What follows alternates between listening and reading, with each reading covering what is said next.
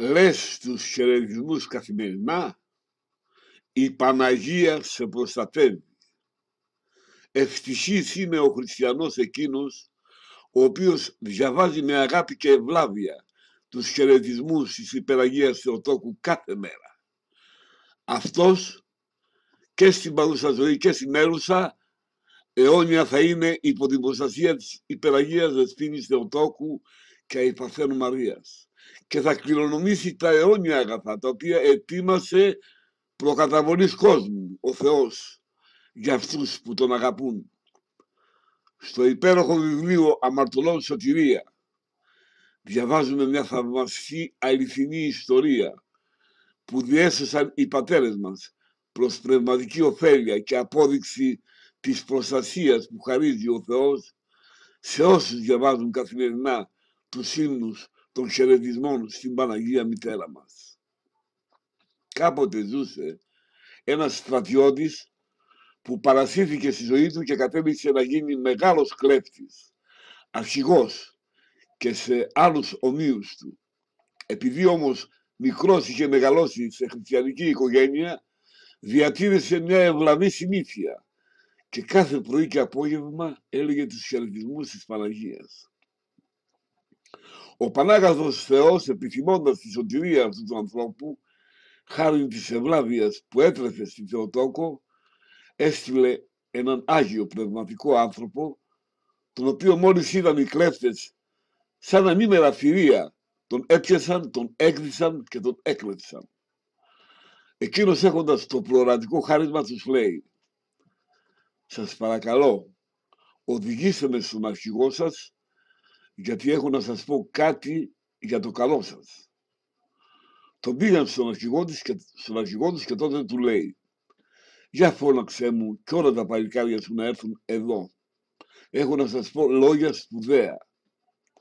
Τους φωνάζει όλους ο αρχικλέφτης και αμέσως ήρθαν εκεί όλοι τους. Του λέει ο γέροντας: «Δεν έχεις άλλον?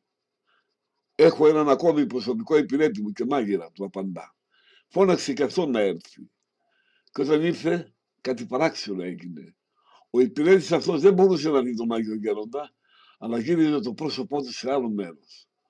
Τότε λέει ο γέροντας στον υπηρέτη: «Εις το όνομα του Κυρίου ημών Ιησού Χριστού, σε προστάζω να μας πεις ποιος είσαι, ποιος σε έστειλε και τι κάνεις εδώ που κάθεσαι». Αποκρίθηκε εκείνος: «Εγώ είμαι ψεύτης και πάντοτε το ψεύδος λαλώ, αλλά τώρα επειδή με έδεσες με το όνομα του Χριστού, δεν μπορώ παρά να πω την αλήθεια. Εγώ λοιπόν είμαι δαίμονας και με έστειλε ο ανώτερός μου να δουλεύω σε τούτον τον αρχικλέφτη και να παραφυλάω, ώστε να τον πετύχω κάποια μέρα που δεν θα διαβάζει τους χαιρετισμούς της Παναγίας, για να τον σκοτώσω και να πάρω την τυχή του στην κόλαση. Αλλά έχω τώρα 14 χρόνια που παραμονεύω και δεν βρήκα μέχρι τώρα καμιά ευκαιρία και καμιά μέρα που να μην λέει την προσευχή του στην Παναγία». Και έτσι η δύναμη εκείνης με εμπόδιζε να τον θανατώσω. Τότε του λέει ο γέροντας: «Σε προστάζω εις το όνομα της Αγίας Τριάδος να γίνεις άφαντος και πλέον να μην πειράξεις κανέναν που επικαλείται το όνομα της Παναγίας». Και τότε πράγματι ευθύς έγινε άφαντος ο διάβολος σαν καπνός.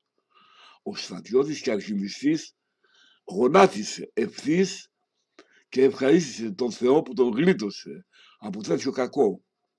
Μετανόησε και έγινε ένας ευλαβής μοναχός. Οι υπόλοιποι πιστές, άφωνοι από τη θαυμαστή αυτή αποκάλυψη που έζησαν, μετανόησαν και αυτοί και άλλαξαν ζωή. Στο εξής, δεν παρέλειπαν όλοι τους να λένε τους χαιρετισμούς και να οικετεύουν καθημερινά την Υπεραγία Θεοτόκο να μεσητεύει στον Υιό της για τη σωτηρία τους. Ας αποκτήσουμε κι όλοι μας, αδελφοί μου, την ευλαβή αυτή συνήθεια και ας ελπίσουμε στην ταχεία βοήθεια και προστασία της Παναγίας μας. Αγαπητοί μου Χριστώ αδελφοί, στο επόμενο βιντεάκι μας Θα σας παραθέσω τους 24 οίκους για να μπορείς και τώρα να διαβάσεις, εάν θέλεις και έχεις χρόνο, τους υπέροχους ύμνους των χαιρετισμών που τόσο χαρά δίνουν στην Παναγία Μητέρα μας. Τέλος και το Θεό δόξα. Κύριε Ιησού Χριστέ, Υιέ του Θεού, ελέησον με των αμαρτωλών. Κύριε Ιησού Χριστέ, Υιέ του Θεού, ελέησον με των αμαρτωλών. Υπεραγία Θεοτόκε σώσον ημάς. Υπεραγία Θεοτόκε σώσον ημάς. Υπεραγία Θεοτόκε σώσον ημάς. Αμήν.